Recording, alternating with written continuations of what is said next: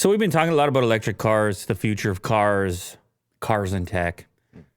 Obviously, Apple has been a part of that conversation. Ups and downs with the news and rumors. Many. And such. It would be Apple Car coming in 5 minutes. Apple Car not for 50 years. What? Apple Car, we just hired everybody in the industry. Apple Car, we just fired all of them.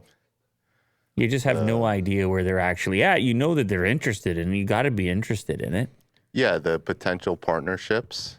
Good Lord. Yeah. Oh, yeah, that's right. The Hyundai/Kia/ we're in Korea / maybe VW / Johnny Ive, who had ties to Ferrari with his own design firm. Oh, Apple and Ferrari. Can you imagine that? Well, Johnny loved them both. Mm-hmm. He's not involved with Apple anymore. He's completely detached from Apple at the moment, as we talked about recently. But how about this? Apple hiring former Lamborghini executive. They say, "Oh, Johnny, you like that little Ferrari? Why don't we team up with a little Lamborghini? What do you say? What do you say?"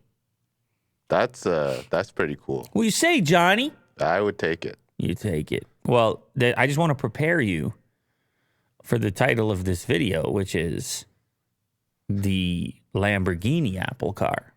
And I want you to envision that collab and what that looks like. Okay, I'll make up some designs. That's what I'm excited for, because Lamborghini has a much more angular thing going on than anyone would imagine for an Apple car. Mm-hmm. Sharp lines, stealth bomber type things. I mean, there's some curves too. Actually, that looks like some low drag coefficient right there. That doesn't look like Apple, though. No, it doesn't look like Apple at all. But not to say someone can't work in automotive and then go work at Apple, and it could be about something else. As you know, Lamborghini now part of the VW thing anyway. Are they really? Oh, come on. Well, former Lamborghini executive has joined Apple to work on the company's long-rumored electric vehicle. This is, of course, according to Bloomberg's Mark Gurman. Apple hired Luigi Taraborelli. So don't mess around, all right? Well, don't get any. What? Don't get any ideas. If you were wondering who you were dealing with. Yeah. Yeah, you're dealing with Luigi. If you thought this was not a big deal, you're dealing with Luigi Taraborelli, 20-year veteran of Lamborghini. I don't want that smoke. Lamborghini, 20 years. You don't even want to be in a room with that. No. You get smoked right out of there. Yeah. Just one stare, just the side of the eye. I suffocate. You're cooked. Oh, yeah, he just points his hand at you. To help lead the design of the vehicle, Taraborelli oversaw chassis and vehicle dynamics engineering R&D at Lamborghini. According to his LinkedIn profile, Taraborelli helped lead the design of suspension components, rims and tires, steering and brake systems, exhaust systems, fuel systems, driver assistance technologies, and more. Driver assistance technologies. Curious.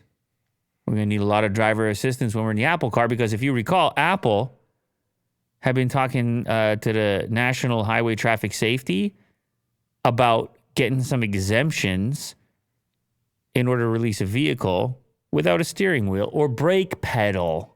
Going to need a little assistance, a little driver assistance for something like that. They were talking about some sort of design where the seats are facing each other as well, facing inwards. So we can stare at each other while we drive.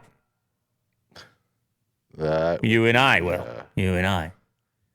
That would be death. We could go on a road trip. Oh. Just straight back staring at each other? No. You would be trying to pretend that that's not what's happening. You would be like reading your material or something, but then you'd slowly look up and I'd still be staring at you. You're wide-eyed. Oh, yeah. Yeah. I never took my eyes off. Yeah. And then you're like, God damn, he's still looking at me. And you go back down, look at your reading material. It's been 4 hours. You're looking back at your reading until you peek back. Oh, God, he's still there. Oh, man. He's still there. When's he going to stop? This guy's crazy. I don't want this Apple Car. Return it. Oh, baby. Anyway, Begin mass production of the vehicle by 2025. That's what Ming Chi says, what Gurman says. I don't know, but in the meantime, they're going to have to hire and fire until they can figure it out. Yeah, they will. Also, in the meantime, Rivian, looking for some efficiency over there. They lay off a couple people, lay off 6% of the employees. They still want to ramp the production. I still want to get one of these. I like these things. And I look at this picture. I actually kind of like the SUV. Okay. I don't know why. I like them both, but whatever. They're laying off 6% of their 14,000 employees. So it's still a lot of people, 800 people. Man, you got a decent company, a decent sized company. You lay off 6%, and it's 800 people. Scaled up. A spokesperson for the company confirmed in an email the company made the decision in part to speed up development on future versions of its electric trucks. Speed up. We need to get rid of these people so we can speed things up. Does it say which department? Today, we announced a difficult decision to reduce the size of the Rivian team by approximately 6%. The decision will help align our workforce to our key business priorities, including ramping up the consumer and commercial vehicle programs, accelerating the development of R2 and other future models, deploying our go-to-market programs, and optimizing spend across the business. So maybe sales? I would say this is mostly about optimizing spend across the business. That by freeing up those 800 salaries, they can maybe pay the right people more to do more, or possibly Have them stay. Keep the talent that was being highly sought after, or possibly will go out and hire a smaller number of people with a greater expertise in a particular category. Just rearrange things, but it seems like a cost thing to me. Or how about this, Will, to invest in other aspects of technology or automation or so on and so forth, or contract-based software workers. Well, I'm just giving you the various things here. Running a business. So many strategizing, plus economy, plus inflation, plus recession. I didn't say it. Did I tell you about when I was going through the drive-thru at Tim Hortons? What's that? That coffee like $10 or something? The guy stared me straight in the face, handed the coffee, and said, "Recession is coming." No, he didn't. Yes, he did. Serious face? Serious face. He said, "Recession is coming." He said, "Save your money." Wow. That's deep. I was like, what is it? Am I in a Netflix series right now? What's going on here? Is this Black Mirror? Is this Stranger Things? What is this? Yeah. I didn't even have a reply. Thumbs up. Thumbs up. I don't know, man. How you reply to that? Just take the drink and just bounce. Good Lord, man. I wasn't ready for it. I really wasn't ready for it in a moment. No. It's almost like he told me I shouldn't be buying a drink or something. Yeah. Recession is coming. Instant Get the hell regret. out of here. Yeah. Take your money and get the hell out of here. Yeah. The company's leadership was looking to remove jobs that were added as it scaled up and that aren't involved in manufacturing. So when you're trying to scale so quickly, you might overhire and then make your adjustment, I guess. Sucks for those people, but Rivian has been making changes in an attempt to cut costs. Remember, they put the price up on the vehicles and then they walked it back. It's like, we're going to need to charge you more for these. And they're already expensive trucks to begin with. Yeah. We're going to have to charge you more than what you were originally on the pre-order. Can't do it. People freaked out and they're like, okay, yeah, we can do it. We're just going to have to fire 800 people, but we can do it. How many did they deliver? The company produced 2,553 vehicles, delivered 1,227, and still planning on having made 25,000 by the end of the year. Massive cash reserves. Company also lost an incredible amount of money last quarter, around 1.59 billies. But you got Bezos money. That's a different kind of money. Well, don't you worry. Is there still Rivian stock with Amazon and Bezos? What you talking about? They're in it, right? Together. In it to win it. Okay. Don't you Just worry. checking. Don't you worry about that. Big Just, Bezos. Testing you. You know Big Bezos. He put the cowboy hat on. He rides his Rivian on his way over to his rocket. You know how it goes. Yeah. Takes his Rivian on his way to his yacht. Puts his hat on. Gets a pair of $800 swim trunks. Dude, when you're that rich, you should wear a cowboy hat. You should? Yeah. It's just part of it. Any hat you want. Elon's brother likes the hat as well. Yes. Kimball, he's always got the hat. Yeah. Not a top hat though. No That's top. a bit too much.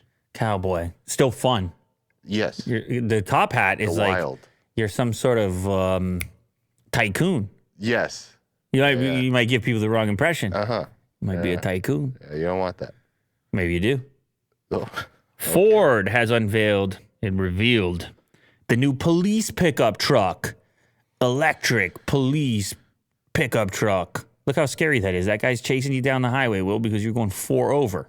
I feel like they're gonna run me over. You're dead. Yeah. They're coming for you. That thing's a beast. I love the look of it. I like obviously the bull bar on the front, push bar on the front. And now they love the pickup trucks already, but this is a new opportunity with the electric ones. I know in Dubai and such, we've seen the electric Teslas. But how about this? I think police departments might actually buy this. They already got agreements and deals with Ford because they were already buying all those Explorers.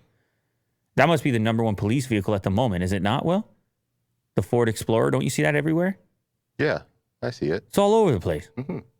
And you'll see a pickup truck here and there, but how about this? With the electric 2023 Ford F-150 Lightning Pro, intended for police departments, latest rendition of the automaker's battery-powered pickup truck. And the electrified police truck has tow capabilities, cloth seats that help police enter and exit easier. I wonder what type of seat that is. Does the cushioning like compress differently? You know about these type of things, Will, because you were Mr. Bronco for a while. The smooth fabric. Maybe it's just less friction against your pants. Something going on there. When you just got to quickly shuffle. Yeah, I don't know. Yeah. It lets them enter and exit easier. Steel plates on the front seat backs. Red, blue LED warning beacons and easy mounting for police equipment. Plus, the best part, Pro Power on board serves as your mobile power source to light up evening accident scenes on the highway. And the electric powertrain helps to potentially reduce costs associated with fuel and scheduled maintenance needs. The power plant in the front is the best. Emergency equipment, lighting, lights, yes. Recharging of certain equipment. Mm-hmm. You're just rolling around with a giant battery bank. Mm-hmm. Very nice, very useful. So I think police departments might pick this one up. Mm. You agree, Will? Yes. I saw this. So these new cube lounges at Tesla Supercharge. I like this. Yeah, modular. I was trying to figure out what to do with the charging and on the road trips. You got to figure out what to do. You can sit in your car, and I know they try to make it an entertainment beacon. They give you a display. They're like, just watch something. Shut up and charge and watch. But you might want to stretch your legs out, Will. Yeah. Going cross country. You gotta walk around. You might want something else, like a coffee or something like this. It's kind of good to take a break and move around. Well, that's what this is about. This is in Europe, so you're not gonna mess with this anytime soon. This is in Germany. And it's a deployable cube lounge, which can kind of be set up in a modular fashion. And it can be deployed and taken down very quickly. And it's all quite high tech with QR codes to get in and out. Really easy to set up. You don't even need an app. I watched a video, a guy sort of demonstrating how it works. And then you get in and it's all these automated vending machines. You know, I love the vending machine. Oh, yeah. And the vending machine has like sandwiches that were made that day. And they got like beers in there. And you can pick. Right from Japan. Except in Germany. Yes. And there's this one section in there where there's these different cabinets if you need like headphones, like Bose headphones or I don't know, travel essentials. You got to buy a toothbrush and it's little cubbies. And you put the code and then that cubby unlocks and you take that. Fun. And they got nice bathrooms. They have the automated pizza, which is another Japan favorite. 4 minutes. Pizza in 4 Minuten. I love pizza in 4 Minuten. Okay. It's my favorite kind. And they got the Nintendo Switch set up for the youngsters. Nice. Or the oldsters, whichever. Little Mario Kart going on. And so you go in this little pod here. You got the nice climate. Your car is charging anyways. You stretch out a little bit. They even have a couple private meeting rooms or work rooms, which are silent, sound treated. You might have to have a phone call. Might need a little private time. catch a little refresh. It's courtesy of BK World. It's called the BK World Lounge. Maybe we can see more of this at other supercharger locations because it's modular. It's not permanent. I don't know how that changes the kind of permits you need and stuff. Because you can just come pick it up, I guess, and take it away. Looks roomy, too. If need be. So I like this. Sticking with Tesla, last story on Tesla. Here we have a tweet. Elon Musk promised robotaxi by 2020. Here's where it's at. So go ahead and play the clip. Sound? Sound on. Sound on, ladies and gentlemen. So driving down the road. What is that, a Model... Wait, hold on. Model 3? Yeah. Model 3 or Y? Oh, baby. Yeah, go back to that part. I just turned it on right when it's... Right here. So he's just in autopilot. Right. FSD. Here. What's the Tesla going to do here? Bam. Oh, yeah. Not a good You feeling. heard that? The Tesla just hit those with two wheels. Wow. Oh yeah. I hope I'm not. Yeah. The guy's reaction is everybody's reaction. Tesla gonna do here. Okay, so it goes to make the turn. Now he's still obviously upset. I think Bit of a it's like wonky turn, and then it's freaking out. It's like I'm going to go Why crash is into it this way? I don't know. What's happened with the Tesla? What has happened with the he had Tesla? to take control Yeah. right before the Tesla crashes into a dump truck. Here. So anyway, you can go back to the one thing beginning that I because I think people will be curious how So this here's the damage. actually happened. If you go back to the initial curb impact, you can see that those cars are kind of going into that new lane. It juts out, and the car just, I guess, well, it doesn't notice the extent of that jut out. And listen, this is a lot about language. This is amazing technology, what's going on here. For it to work at all, it's so complex out here with pedestrians and other cars and lanes and just the variance in different circumstances that are going on around the world at any given time in any given city. But the problem, I think, is the terminology. You see how this individual posted this clip says Elon promised robo-taxi. Like, that sounds like you're not going to have to be concerned at all. It's actually going to drive itself. No problem, no damage. Like, it's weird to say it, but in this case, he hits that concrete. That's one thing. But if you hit something else, could be a lot worse, right? But you start using words like robotaxi, and I think for some people you start using words like autopilot. I think for some people you start using words like full self-driving. It's going to mean different things to different people. And some are going to take it with a grain, and they're going to say, look, I get that I have to be really aware, and I need to be ready to go and make alterations live. And I'm not talking about highway driving. I'm talking about in the city driving, for the record. And then there's other people that are going to be completely hands-off, and they're going to assume that what they're getting is this other thing. And as exciting as it is, I think it's actually, unfortunately, going to be kind of long before it's true robo-taxi status without a major alteration in the environment.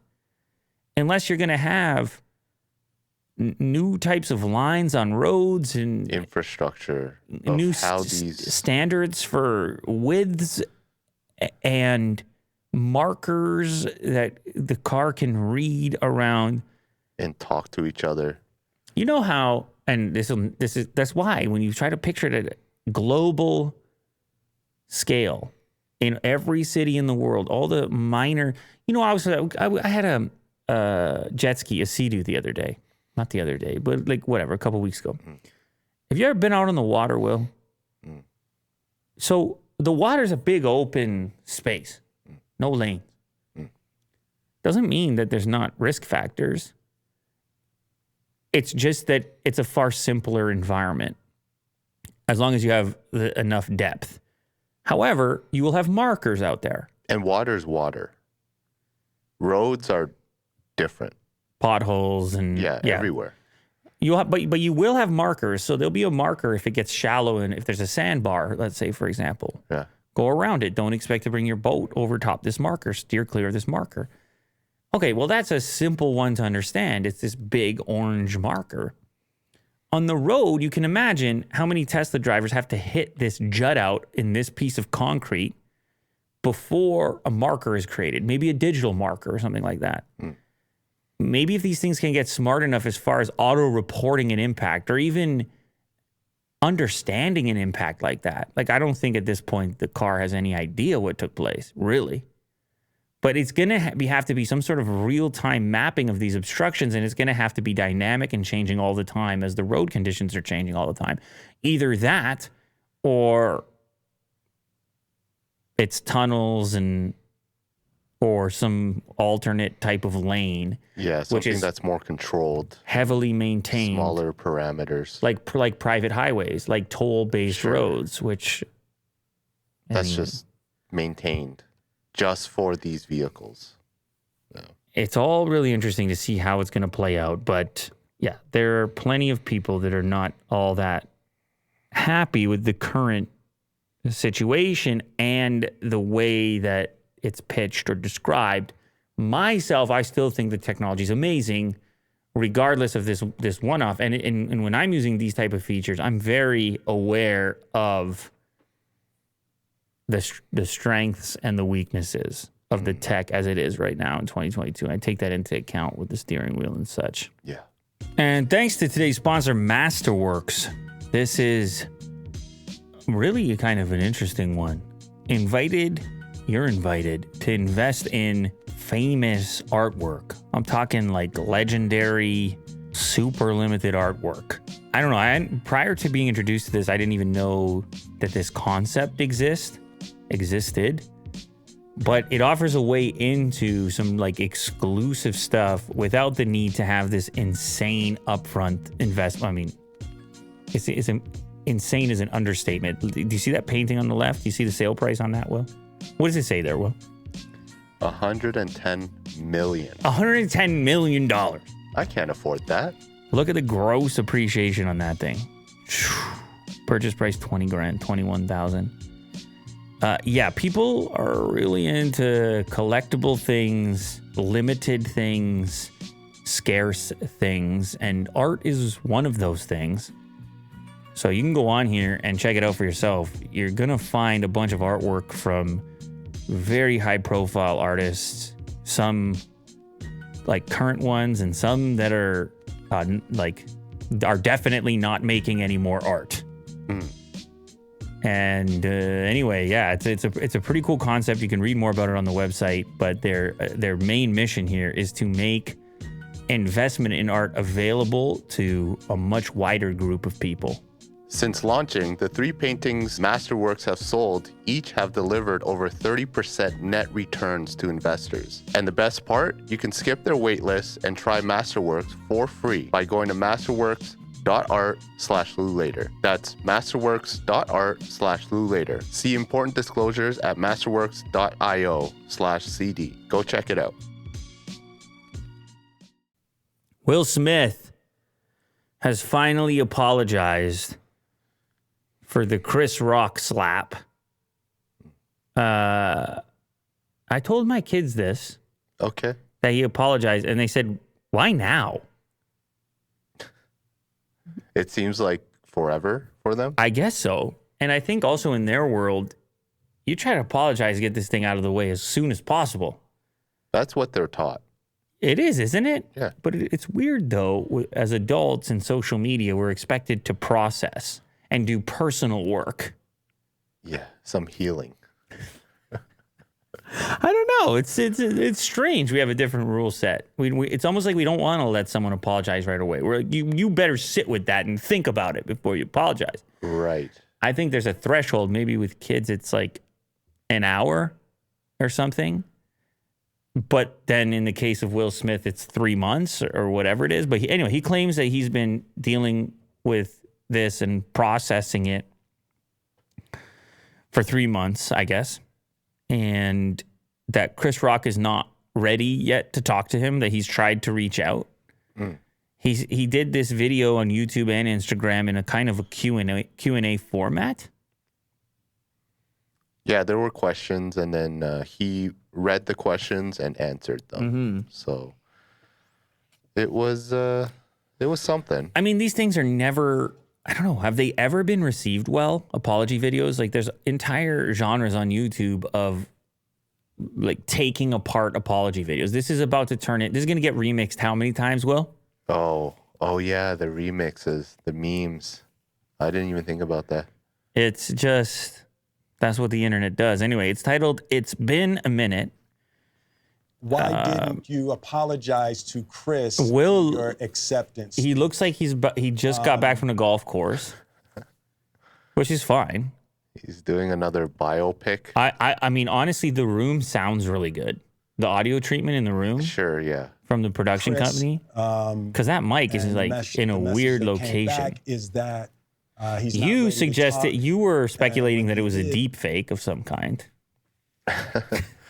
Yeah, for some reason, like, I think something with his jaw, it doesn't look like Will Smith. It looks like he has an overbite or something, or underbite. You think someone But I pu- don't think it's a deep fake. You think somebody punched him You in the said it jaw? looks like a deep fake. No, I was accusing you of accusing the video. It just looks like it's a bit swollen. Maybe, man. I don't know. For what it Dental was. work. Who knows? But anyway, he goes into it and essentially says, hey, I'm an idiot. But he also talks a lot about processing and him really wanting to please people and that being a focus of his. And he apologizes to his wife, to his family, to Chris Rock, to Chris Rock's brother, Tony Rock, to Chris Rock's mother, to Questlove, to everybody else who was there. It's pretty much what you would expect to see. But the setting, what do you think? Like with the lighting and Well, it's kind of like a YouTube set, really. It's like it's a bit crooked too. internet set. Yeah, this frame is a little off. Yeah, like was it concocted? I don't know if he's used this set before, but it does feel kind of fake. It's obviously not a room. I don't think it's a room in the house that's normally like that. Everything is kind of to camera. You're pointed into this corner. It has a YouTuber set vibe to it. Is that a wireless mic or is there a cable? Is there a cord going to it? Is the mic a prop? I don't see a lav. It's wireless. This is really interesting. The water bottle on the table. I mean, I think there's a lot of analysis that could go into the selection of this frame and this setting for this video. It is a bit concocted in the sense that like you didn't just turn on your phone, point it at yourself and be like, I screwed up, this and that. Mm-hmm. There definitely was a production associated with it and editing associated with it, which, you know, your body language people are all going to dive into that. That's part of the remix thing. Yeah. They're going to say, is he authentic or not? It's a really strange circumstance. I mean, one of the biggest movie stars in the world is trying to squash something that was just so damn viral, Will. It was so damn huge. Here's some of the quotes. To all my fellow nominees, you know this is a community. It's like I won because you voted for me, and it really breaks my heart. Have stolen and tarnished your moment. I can still see Questlove's eyes. You know it happened on Questlove's award, and you know it's like, I'm sorry, really isn't sufficient. I know it was confusing. I know it was shocking, but I promise you I am deeply devoted and committed to putting light and love and joy into the world. And you know, if you hang on, I promise we'll be able to be friends again. I don't know about that phrasing. I think part of it was freestyle. The questions obviously weren't. Mm-hmm. I don't know that you can make the determination that you're going to be friends with someone. You know, it's kind of a two-way street. It's up to them as well. Mm-hmm. And I don't know that you can promise that you'll be friends with anyone. Will I promise you and I will be friends? Like, it's a little bit threatening, isn't it? It is, yeah. Very forceful. It's a little threatening, but I don't know that that was the phrasing. Maybe he was just very nervous. I don't know. It's just such a weird circumstance. And I think what he's really saying probably is give me another chance. Yes. Give me another chance. I agree. I am a human person. I made a stupid error. Someone got hurt because of it. I haven't even talked to that person. That person refuses to talk to me. I realize I'm an idiot. I realize my emotions got the better of me, and I acted in a way that I don't like. And Wish I could do it. Wish I could go back and change that, but obviously I can't. So here I am now. I'm still alive, trying to function here. And, hopefully you'll give me another shot. See, you should have made the apology. Hopefully you'll give me should have another been shot. Will Smith. I'm Will Smith right now. Just hopefully you'll give me another. You don't even have to give me another shot. You can avoid me for the rest of your life. Yeah. Right? You don't have to go watch another movie that I do. I did something stupid. I had everything going for me. I did something stupid. The weird thing about this particular apology is he actually did slap somebody on stage. Physical. It's physical. Assault. It's not something he said, but it's actually physical. So I think you do need to talk a little bit about how you would attempt to make it right with that person. As opposed to saying I reached out to him and he'll reach back to me, which is the truth. But I might actually appeal to that individual right in this video and say, if there's anything that I can do to, I mean, obviously there's nothing I can do to make up for it completely, but if there's anything I can do, or if there's any influence or capability I have to attempt to overcome this, then like let me know what that is, because I don't know, maybe there's a universe in which Chris Rock himself can spin it into something positive. Not that he has to either. These videos are nearly impossible to make. They're just, I don't know. They're so weird. They feel like they have to happen, but then they're never right for some reason. And maybe that's just apologies in general. It's just a lot of judgment. It is. It really is. And I think if it wasn't a production, but instead it was more quickly and it was just straight to camera holding his phone, I don't know. That might, depending on the timing, it might come across differently. Like the medium here matters, the formatting matters, the scriptedness or lack of scriptedness, the number of camera angles, the outfits, the lighting, like you said, these are all things that we're also processing in real time to try to make our determinations on how people really feel, because we have this, distance. It's a 2D frame there. It's you have this 5-minute video to try to determine. Yeah. You know what it's like? It's like when you have somebody in court and they've been accused of heinous acts, and then they plead for sympathy. And then as the jury, you're sitting there like, do we believe this? Is that sincere? It is a difficult, particularly when you're dealing with an actor. Yeah. Is it sincere? I don't know. They're really good at being sincere on demand. It's tough. It's really tough. I mean, this move has been bad for business. You wonder where Will Smith, the business, Will Smith, the actor, Will Smith, the production company, ends, and where Will Smith, the human, begins. Yep. People say the same thing about Zuckerberg. They're like, where does No, he's all robot. where does the cyborg end and the human begin? I don't know. Maybe I think Zuck might be misunderstood. Anyway, he says Instagram is going to suck twice as much next year. I don't think he said that specifically. How dare you, Gizmodo? He actually said that AI recommended content will make up more than 30% of Instagram next year. And I don't know if you've been following this, but like this conversation around what Instagram should be, or make Instagram great again, or where are all the photos, or where are all the posts from people that I actually know, as opposed to the AI generated one, or why has Instagram become TikTok? Kylie Jenner spoke on it. Kim Kardashian spoke on it. I mean, they obviously don't like it.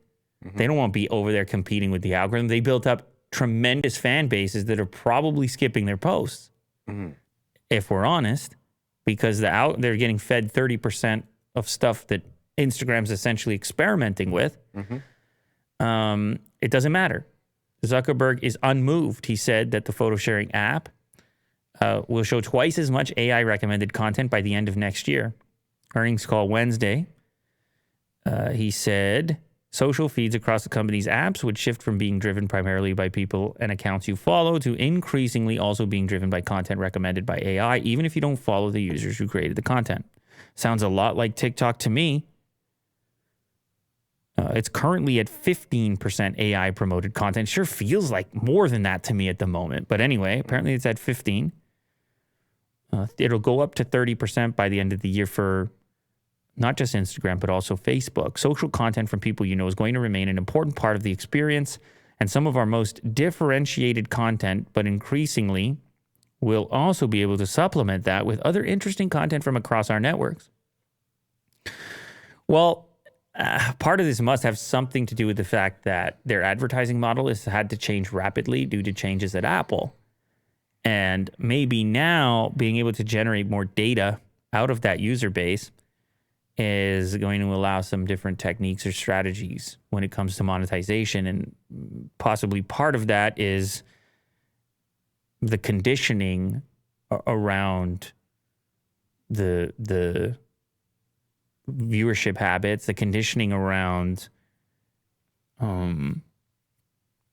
suggestions, algorithms, and this idea that you're not seeking anything out, but instead that you're going to turn the app on and kind of have a more passive TikTok-like experience.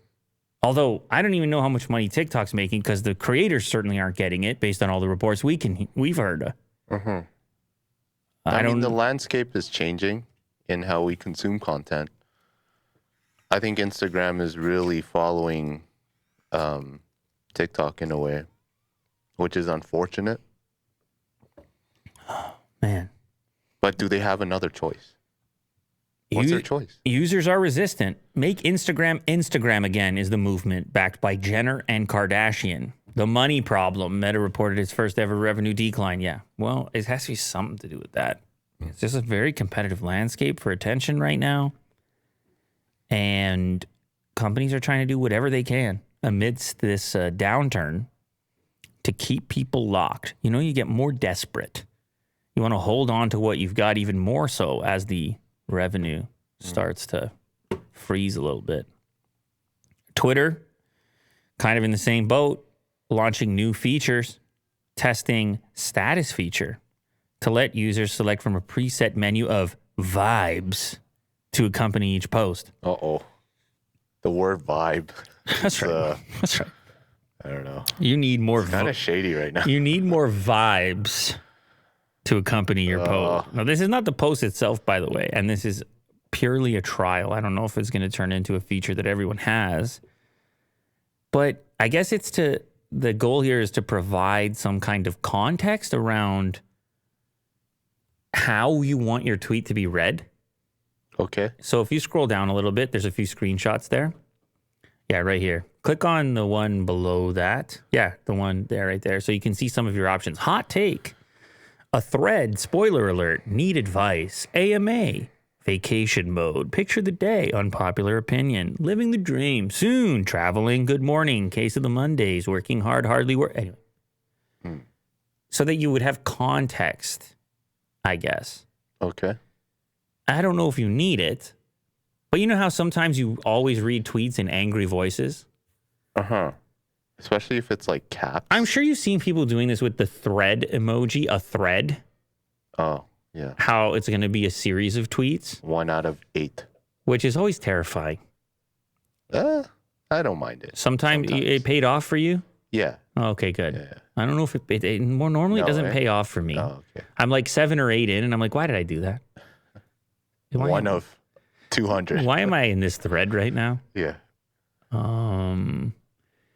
So there's some theories on this. Maybe it's about context. Maybe it's about enhancing the product. Maybe it's a data training situation where they can get a better idea of sentiment. Yes. Understand tweets more, and therefore, much like Instagram, figure out better ad targeting or placement. Oh my God, there's another Dave Lee? There's lots of Dave Lees out there, Will. Okay. It's only so many letters in there, you know? Yeah. Yeah. So who really knows why they experiment with the things they choose to experiment? I'm sure some people will use it.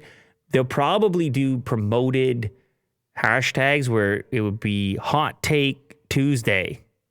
And then it would encourage people to use the hot take vibe because there might be more discovery around their hot take on that Tuesday. So it's kind of like a hashtag, right? I don't know, Will. It's just predefined? Well, I'm done with this topic. Okay. YouTube.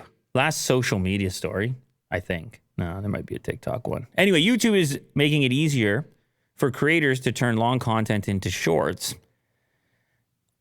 YouTube Shorts, sort of controversial thing. Some people are like, hey, that's not really YouTube. Other people are just like loading up shorts and I don't care. It's short content. One of the areas, though, I think there is an opportunity is as previews for videos. I don't mind this.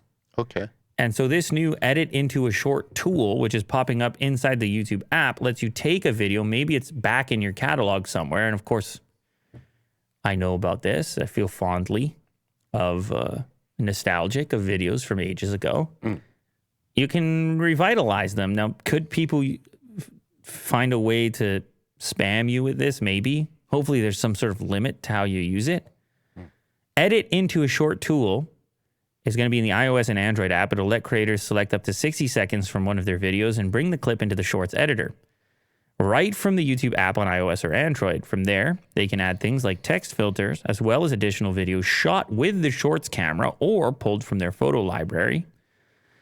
And then you're able to embed a link to the original video. So you essentially create a preview in Shorts if people want to watch more.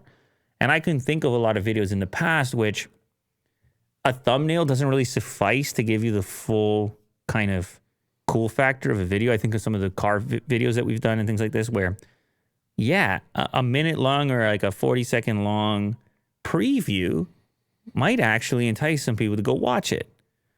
So it's interesting because you may have negative feelings about short content, but if short content is used to drive long content, all of a sudden it's a little different. So like a commercial. Well, and also it's going to encourage viewers to not just sit there and only watch short content, but instead to use it as a gateway sometimes into maybe paying attention to something a little bit longer. I don't know. Sure. So I think that's pretty cool. Not bad. Crypto project Solana is opening a store in NYC. I think it's already open, by the way. Just what we needed. By the way, that's a very luxurious looking shopping center. For a digital cryptocurrency, what do you think they sell in there? Well, since I've read the article, I can tell you. Okay. They have displays for some of their apes. I didn't even know Solana had apes of their own, but they do. I should have known that.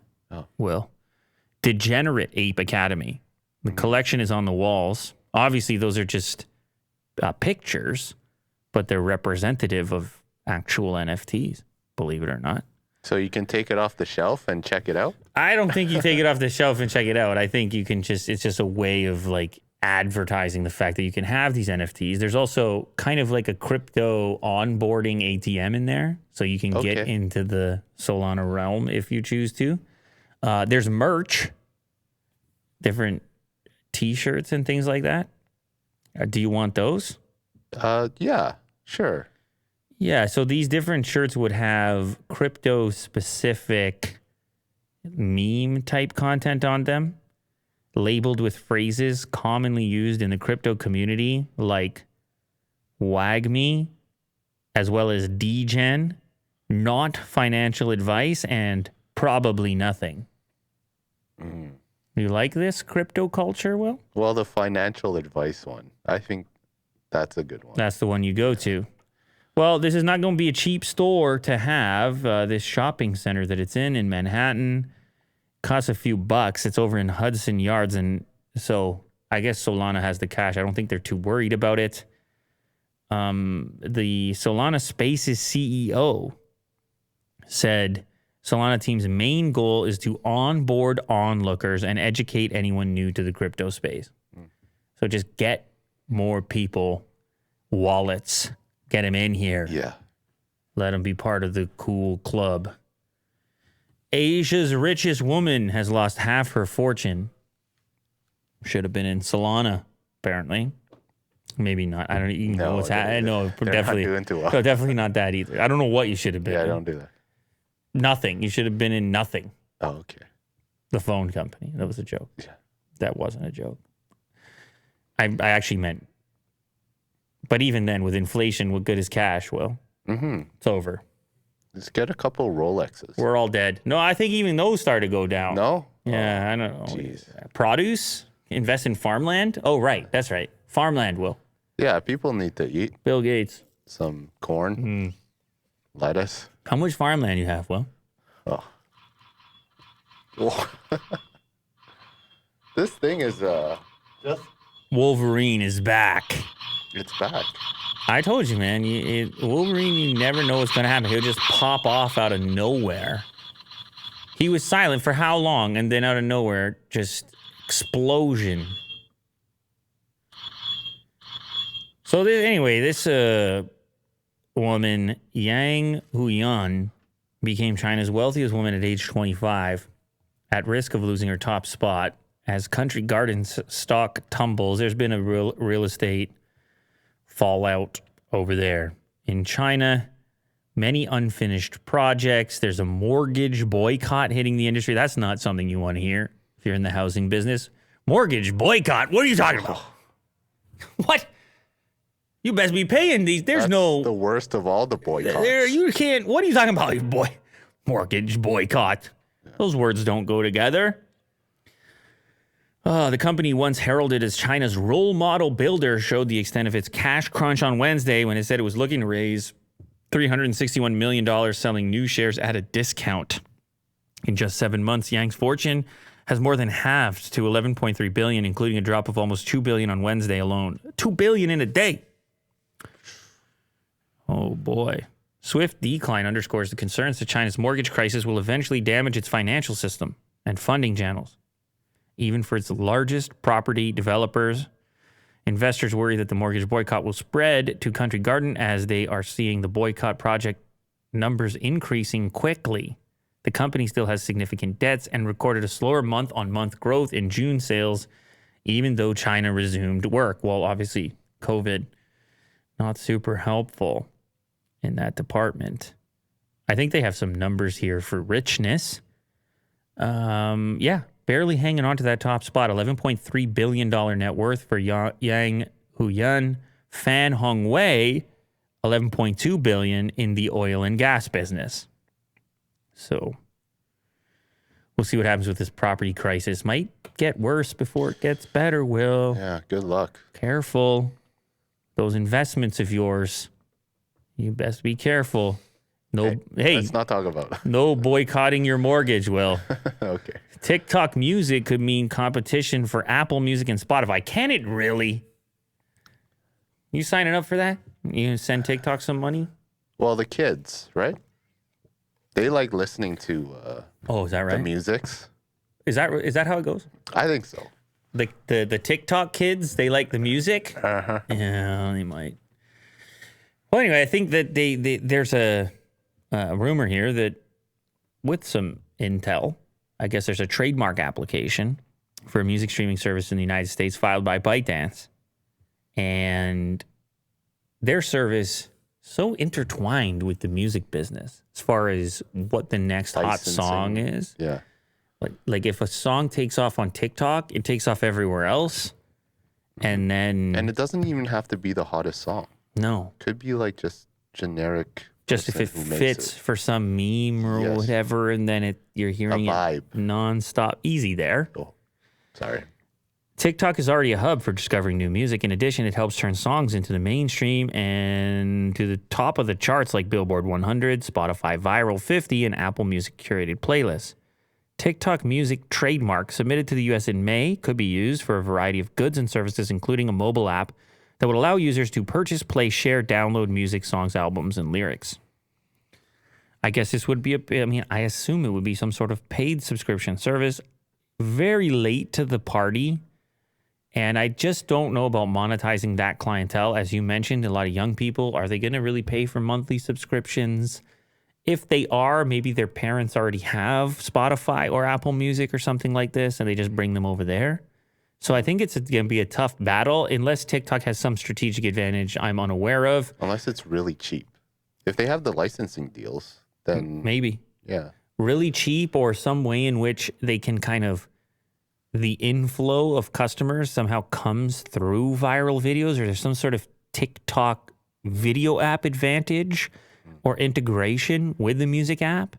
If there's some sort of tools that just make it better to turn your music collection into TikToks. Yeah. I don't know. I'm just guessing how there might be some advantage here. Throwing some ideas out there, but I don't know. That's going to be a tough battle. Sony is now testing 1440p support for the PS5. I didn't even realize it wasn't there.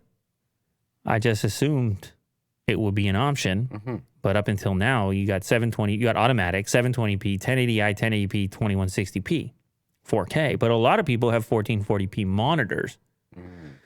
And I know most probably have their PS5 connected to TVs, but a lot are getting them on the desk with the smaller monitors, and there's probably plenty that have it plugged into a 1440p monitor, and there's some upscaling going on because they're probably the system itself is outputting 1080p, I suppose. Given the fact that this is a new test, testers will get access to the new PS5 system software beta, including 1440p support. Video option output option allows PS5 owners to choose this resolution on compatible TVs and monitors. 1440p it's pretty nice depending on the size of the monitor. Yeah. You'll be able to check if your HDMI connected display supports 1440p in the screen and video section of the PS5 dashboard. I guess it'll be grayed out if you can, or you'll get the warning that it'll be the wrong refresh. It's part of a PS5 software update that includes game lists designed to make it easier to organize your games and your game library. But also, I guess, a pretty important part, it improves the game performance by improving anti-aliasing and super sampling. Right? 4K games? The new 1440p video output will allow PS5 owners to choose a resolution compatible with TV and monitors. If games support 1440p, the native 1440p output will be supported, but otherwise 4K games will benefit from improved anti-aliasing and super sampling down to the 1440p output. So even 4K titles will benefit from this new setting, even if you don't have a 4K capable display. So anyway, it's part of a PS5 update, but it's just something I didn't know. Sticking with PS5 for a moment, this is the Backbone 1 PlayStation Edition, officially licensed controller for PlayStation. This is going to be if you want to do remote play, which we did a video goofing with it with an iPad. Remember, we had the old PlayStation controller where you could put a tablet on it? Sure. This is a little more streamlined. You can see the lightning connector there. You could pop an iPhone in here, open up remote play, have a PlayStation-like experience with the controller, and essentially have your PlayStation on the go, your games on the go, as you can see. Who was playing the Horizon game? This guy's doing Gran Turismo out in the beach, having a blast, by the way. This guy's on a movie set, but also playing some games. It looks like a pretty decent form factor. A little smaller than something like a Switch by the looks of it. And of course, this is not just for mobile out and about. You can also just in your house, go to the couch, go to the bed, something like this. Toilet. The look and the feel of the Backbone 1 brought to life by the design team in collaboration with brilliant minds at PlayStation, so that the elegant colors, materials, and finishes are all inspired by the design of the PS5 console's DualSense wireless controller. So very similar look and feel, transparent face buttons, floating appearance, feels right at home with everything else in the PS5 lineup, including the Pulse 3D headset, etc. Can you buy this yet or no? Not yet. No, not yet. Powered by your iPhone, so charging is not required. How about that? It doesn't need separate charging. It will pull power from your iPhone, probably impact your battery life a little bit. We are thrilled to release the Backbone 1 PlayStation Edition and can't wait for PlayStation fans worldwide to get their hands on it. Backbone 1 PlayStation Edition available in the United States, Canada, Mexico, Australia, New Zealand, Germany, France, Italy, Spain, Sweden, Netherlands, and United Kingdom at launch, with more countries to follow. That still doesn't say the release date. So hopefully soon. It is announced. Okay, last one of the day. I think you'll be happy with this, Will. How about a little pizza coming from the sky? Sky pizza, which is my favorite type of pizza. Drone food delivery expands to more North Carolina neighborhoods. How about that? Flytrex, a company that delivers food via flying drones, just announced a new expansion. Deliver to more than 100,000 customers in the neighborhoods around Holly Springs, Fayetteville, and Rayford. Huge news for these customers. These drones fly at 33 miles per hour, 200 feet in the sky, allowing them to reach customers' yards in less than 5 minutes around town. Hot and fresh. Holy. That's mine. That's mine. I'm watching him drop down the pizza here on on their Instagram account. Go down. Yeah, that's the one. Check out the way. Here's the way. I don't know about the music. You might want to mute that real quick. But look, it goes down in a bag, food delivery, hands free. Detach your pizza, move on. Oh, I love it. Yeah, that's the best way to receive pizza. I want my drone pizza. I'm always ordering pizza over in the parking lot after baseball games and stuff like that. Can you imagine just having it? Yeah. And just drop it straight down. It'd be quite right the in show. your mouth. I mean, this is all very exciting when it's just a couple of them out there doing it. You can imagine if everybody's trying to order like that, it gets kind of crowded up there. The constant buzz, which I'm convinced that it'll probably be the sound that the last human ever hears, the last human on Earth, the extinction process. It'll be the sound of it'll have some sort of hum or buzz. It's bzzz, that's the last sound a human ever hears. Yeah, that's terrifying. Why would you want to end it like this? Because I want you all to envision the terror of that last human. It won't be you, so you don't really have to worry about it too much. But it'll be someone. Probably someone you love.